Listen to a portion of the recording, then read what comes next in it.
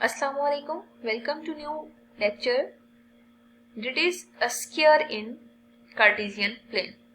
अब देखें, इससे प्रीवियस हमने जो फोर साइडेड फिगर्स हैं, ठीक है, उन फोर साइडेड फिगर्स में बेसिकली हमने दो केसेस डिस्कस कर लिए हैं कि वो फोर साइडेड फिगर जिसमें दो दो ऑपोजिट साइड्स इक्वल हों और डायगोनल्स भी इक्वल हों उसे रेक्टेंगल कहते हैं. और in other words you can say that one angle is 90. अगर एक एंगल में 90 की कंडीशन आप प्रूव कर लेते हैं ना, बेसिकली मतलब ये रेक्टेंगल है ना, तो डीबी को डायगोनल कंसीडर करके आप अगर यहाँ पे राइट एंगल ट्राइंगल की कंडीशन वेरीफाई कर लेते हैं तो ये जो भी शेप होगी वो रेक्टेंगल को रिप्रेजेंट करेगी. ठीक है, मतलब कंफर्म है कि बाकी सब एंगल भी 90 के इक्वल होंगे.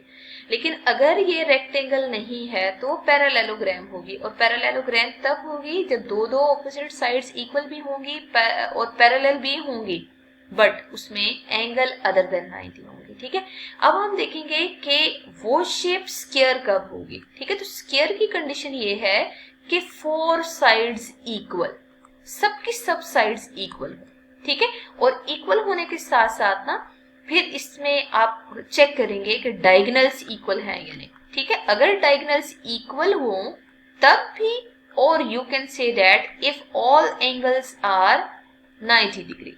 ठीक है, अगर 90 डिग्री वाली कंडीशन हुई तो फिर आपके पास जो ये शेप है वो स्क्वायर की होगी. ठीक है, लेकिन अगर 90 की कंडीशन वेरीफाई ना हो रही हो या डायगोनल्स अनइक्वल हो तो फिर वो स्क्वायर नहीं बल्कि रोम्बस शेप होती है. ठीक है, तो मतलब अब फिर हम यहाँ पे दो कैटेगरीज को डिफाइन करेंगे कि या तो फोर साइडेड फिगर जिसमें सबकी सब लेंथ इक्वल आ रही है, या तो वो स्क्वायर होगी या आपके पास वो रोम्बस होगी. ठीक है, तो फोर साइडेड फिगर स्क्वायर तब होगी जब उसकी सारी साइड्स इक्वल होंगी और डायगोनल्स भी इक्वल होंगे. ठीक है, लेकिन डायगोनल्स अगर अनइक्वल आ जाते हैं तो वो शेप फिर रोम्बस को रिप्रेजेंट करेगी. तो यहाँ पे एक प्रॉपर हम कंसिडर करते हैं स्क्वायर को चेक करने के लिए फिनोमेना. अब देखिए, आपको यहाँ पे लेट्स सी कहा जाए शो वेदर और नॉट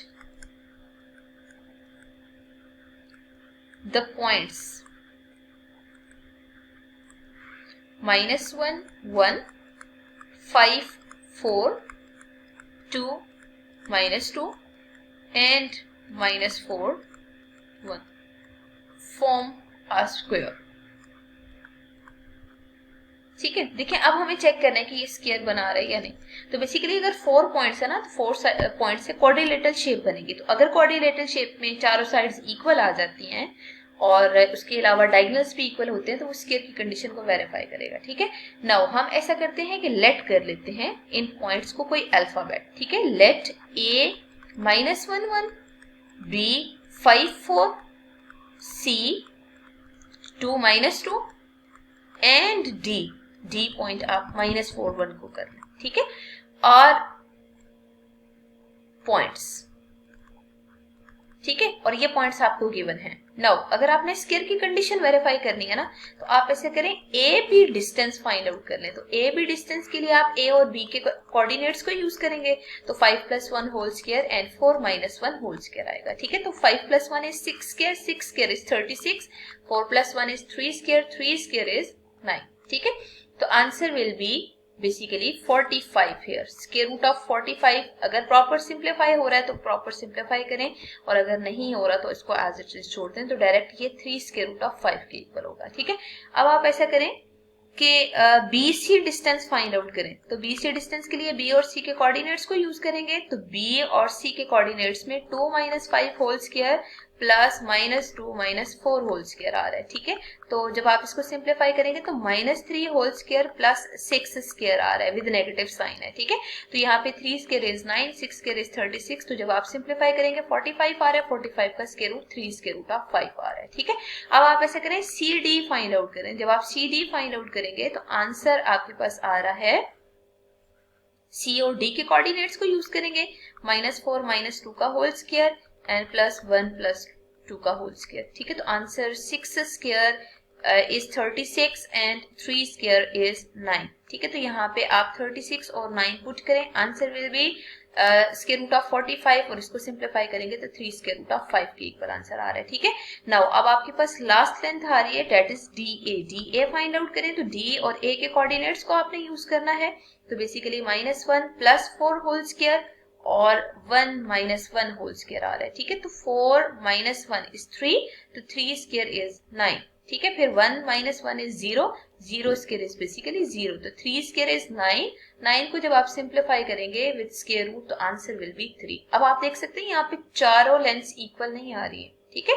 मतलब वो जो लास्ट लेंथ है ना वो DA अनइक्वल आ रही है। अगर वो लास्ट लेंथ अनइक्वल आ रही है तो यहाँ पे हम कंडीशन लिखते हैं as from distances AB is equal to BC is equal to CD is not equal to DA, ठीक है। मतलब ये जो फर्स्ट 3 डिस्टेंसेस है ना ये तो इक्वल है, बट जो लास्ट वाला डिस्टेंस आ रहा है वो अनइक्वल है। अगर वो अनइक्वल है तो स्क्वायर में तो सारी साइड्स इक्वल होनी चाहिए। अगर इक्वल होनी चाहिए तो इट मींस आप लास्ट पे लिख सकते हैं hence the given points are, ठीक है। या फिर आपने जो ABCD मार्क किया है आप एज इट इज लिख दें, hence the given points are not vertices of